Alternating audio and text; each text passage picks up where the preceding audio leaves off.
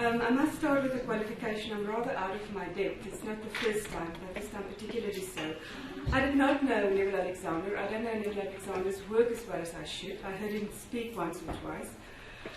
But he made an impact on me very early in my academic life. In 1989, when he published Language Policy and National Unity in South Africa at Zania, I was first year. And we were required, ironically, in the Afrikaans class by Big Web to study that book. And it was my first encounter with the literature of the liberation movement. So that's just a brief where I come from when Neville Alexander is concerned. As for the other component in this alliance or in this relationship, the Afrikaners, them I know. And since I left this university in the seaside town for the Republican, the erstwhile Republican capital of Bloemfontein, I got to know them actually much better. When I talk about the Afrikaners, I focus specifically on white Afrikaans language activists, many of whom I argue actually continues to be Afrikaner nationalists. Okay, so much for a qualification. I submitted the paper. Of course, I can only do so much in 15 minutes, and I thought the way to approach it was to provide a bird's eye view of Afrikaner nationalism and Afrikaans language activism since 1994, mainly through quotes.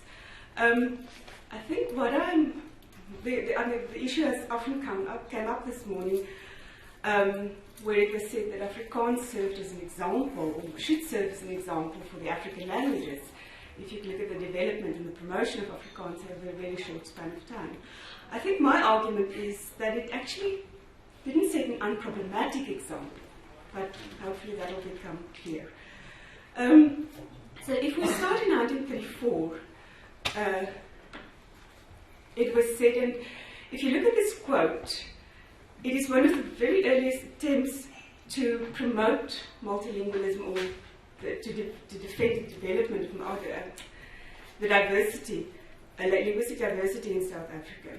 It will be clear to everyone that the factors which favour the continued existence of the Bantu languages, however its schools, literature, do not weigh up against those against it. White opposition to a third official language, multiplicity of Bantu languages.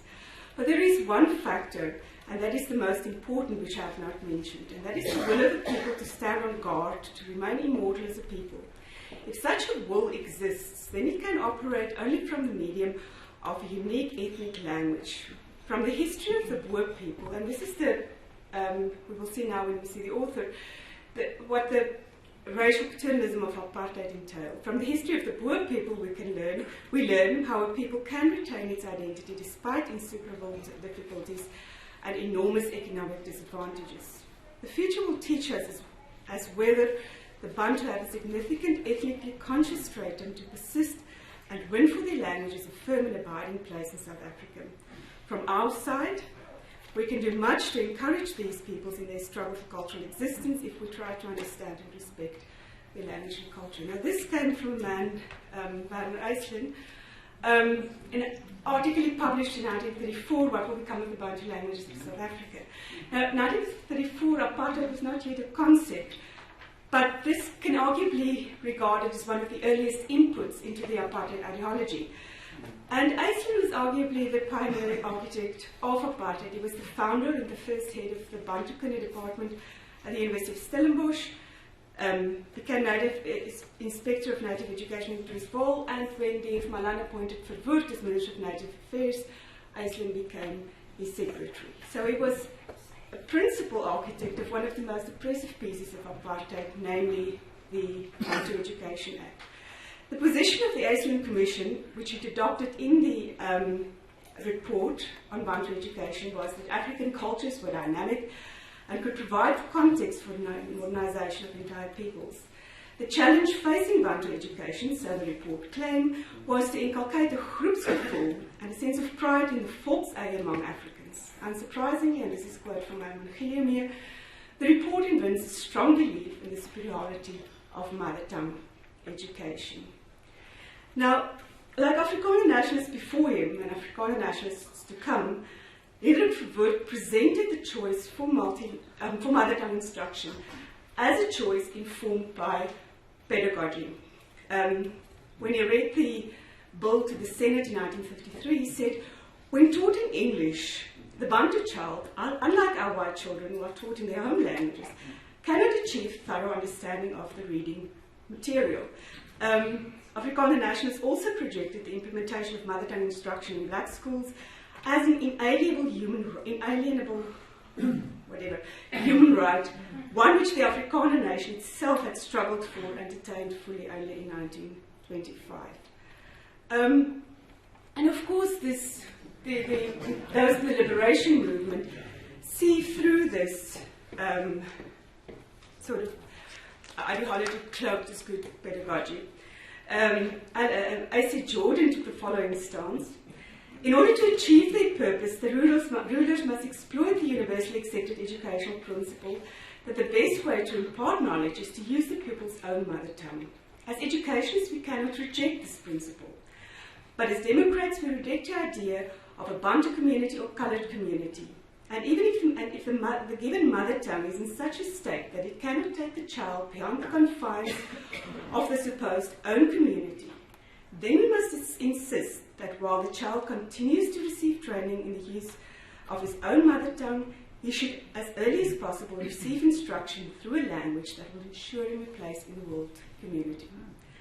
So for A.C. Jordan added that while we accept English in its present unchallenged position, we should also accept what he said was the 8 other written languages and allow them to develop if they can.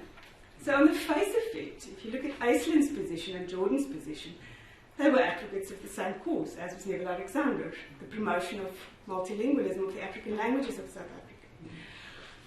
It's perhaps even possible to argue, and some authors have done so, that Aisling's defense of South Africa's African languages was based on a sincere belief that it was in the interest of their speakers.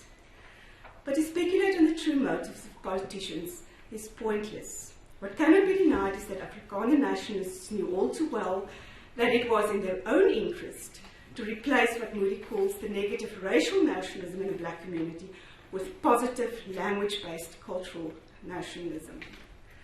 Now, if we about 5 minutes left. So, if we skip to, I'm just going to jump through this. Of course, apartheid sowed the seeds of its own destruction with Bantu education, for it was at a black school that the uprising started that marked the end of apartheid. In Afrikaner nationalist history, there's eerie juxtaposition or irony here, because 1975 was the year of the language, the commemoration of the gentleman referred to the Genootskap van Regte Afrikaans. I don't want to call it the erection of that monument, but but what is also interesting and not very well known is during 1974, 1975 and 1976, I spent some time in the Brederbond archives, and there was a major project in the Brederbond at that stage to promote Afrikaans as a second language in the black community. It was led by Karel Prinsloo. What I tried this, to do in my PhD, which I've just submitted, if one could show that the Soweto uprisings had its roots in the Brederbond, that it was the Brederbond who initiated this promotion or this enforcement of Afrikaans as a second language, I think you could contribute to the debate about the significance of the Brederbond. But if you series, all that the evidence suggests is that the Brederbond project was more one like an Alliance Française or a British Council project to promote language as a second language. I'm going to skip that one. Interestingly, also in the Brederbond 1986, after the split of the National Party to the right, the emphasis remained on this: we are a diverse society, and these different folkers should retain their identity. Now, if we jump to the early post-apartheid days, in 1999, as the end of apartheid became imminent, it was not only in the ranks of the liberation movement that the issue of language policy rose to prominence.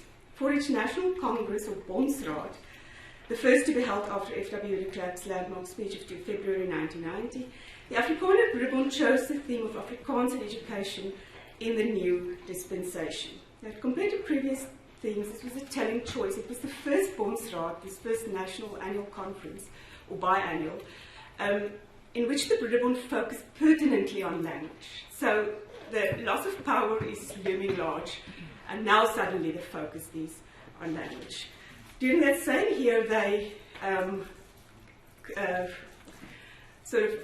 established a committee and asked them to compile a strategy for Afrikaans. Again, Karl Prinsloo was the leader of the project.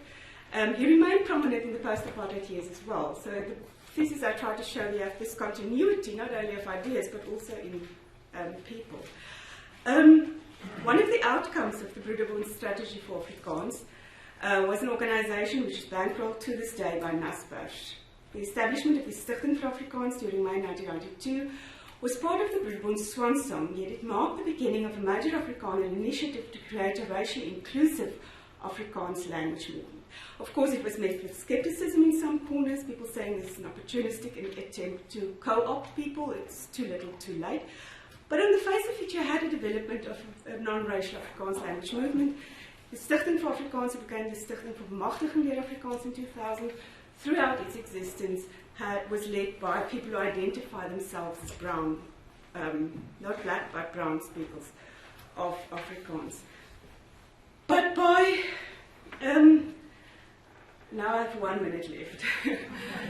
1991, 1993, of course, the effort to maintain Afrikaans as an official language, and it was fought not by necessarily by the far right, but by organizations such as the Stichting. And Neville Alexander at one stage called that the Stichting disband itself.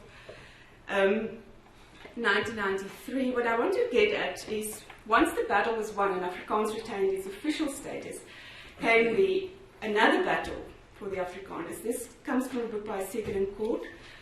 At a meeting between the ANC and the NP on the education clause, the two parties could not reach agreement. This is now 18 April 1996. The NP was still arguing for the protection of single medium institutions, Afrikaans-only schools, while the ANC insisted, as they did many times before, that this would perpetuate inequalities in education. So we have here a conversation between Cyril Ramaphosa and Piet Marais, basically saying, well, really, are we now going to deadlock on this? And they did deadlock, and the deadlock was still there on the 4th of May, about a few days before the Constitution had to be accepted. Much to the irritation of Blade and Zimandi, who argued that the principle in negotiations, which I learned pretty quickly, is that in order to negotiate in good faith, you have to respect the other side. But to be quite honest, on the education issue, I couldn't help but feel that I despised the Nats because they were trying in all sorts of ways to really entrench apartheid. In that way, I preferred the Freedom Front, because they're very straight and honest with us. And one can assume the Freedom Front said, we want Afrikaner schools. We want schools for our own children. Whereas the Nats were arguing mother tongue education and the values of mother tongue education. And Section 22.9 of the Constitution was originally, or eventually, a suggestion by Blade and Zimandi. And of course, this clause has been the source of many court cases, because the provincial governments would argue township schools are overcrowded, you have underutilized Afrikaans schools. Okay. 3 seconds. 30 seconds. Afrikaans schools, I can have a minute. Afrikaans schools are overcrowded. Please create an English stream for these black learners. And then, because they have the right to study in the official language of their choice, the schools would argue, and this was the first case to reach the Constitutional Court, that our children too has the right to education in the official language of their choice, which is Afrikaans. And once we create the English stream, it's a slippery slope and it becomes all English. That was big part of the language movement. And then I argue, and I'm not going to go into detail here, to conclude, just how difficult the creation of a united and non-racial community of Afrikaans language activists is going to be became clear in the course of 2007. By then, a substantial segment of the post-apartheid Afrikaans movement was identifying itself as a post-apartheid Afrikaner movement. Its supporters still defend their mission as the defense of multilingualism and minority rights, or the defense of the Afrikaans language, but increasingly they added unashamedly that they were standing up for Afrikaner rights and interests. Now the question is, of course, where does Neville Alexander come into all this? And if you look at language policy and national unity, he was particularly critical of what we referred specifically to Karl Prinsloo, being quite correct in saying that he is representative of the trends in the thinking of the Afrikaner establishment. At his death, in his last publication, he remarked, Afrikaans-speaking academics who consider that Afrikaans ought to be given equal status to English as a language of tuition and tertiary education are endangered species, one to which I belong. So what I try to do in the paper is what happened here, what caused the shift. And then the very final slide. We also a quote from 2013 from Alexander. Those subnational identities that do not undermine our national identity can and should be accepted as consonant with the democratic project. Such subnational identities would include those based on gender, religion, language, among others. Because hitherto, with the exception of Afrikaans during the apartheid era, they have not been used to mobilize people in divisive ways. And I think here we may be wrong, and that Afrikaans is still used to mobilize people in divisive ways. If he has, towards the end of his life, become more lenient in his judgment of the Afrikaner campaign, the reason is to be found in his humility. Sorry. Thank you very much.